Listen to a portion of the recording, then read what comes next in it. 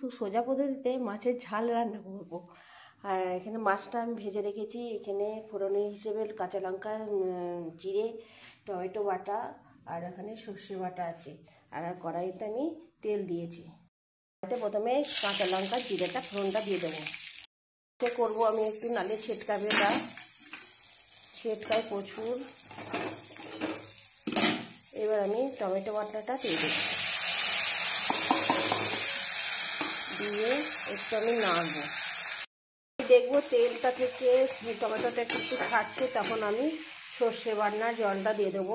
এর মধ্যে আমি হলুদটা দিয়ে দিয়েছি আর পরিমাণ মতো নুন দিয়ে দেবো। আর একটু স্বাদটা আনার জন্য একটু অল্প করে চিনি দেবো, 2-4 দানা। যারা মিষ্টি একটু খায় তারা একটু বেশি দিতে পারে, আর যারা কম খায় তারা দিতে পারে, এবার যারা না খাও নাও দিতে পারে। এবার আমি একটু জল দিয়ে এবার এই জিনিসটাকে আমি ফোটাবো।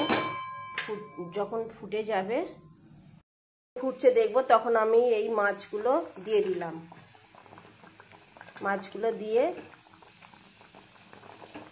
একটু আমি দিয়ে দিলাম। মাছগুলো ফুটবে, একটু ভালো রকমের ফুটবে, একটু চাপা দিয়ে দিলাম। চাপা দিয়ে মিনিট 5 মতন রাখবো। একটু ভালো করে ফুটে গেলে একটু আঁচটা কমিয়ে দেবো।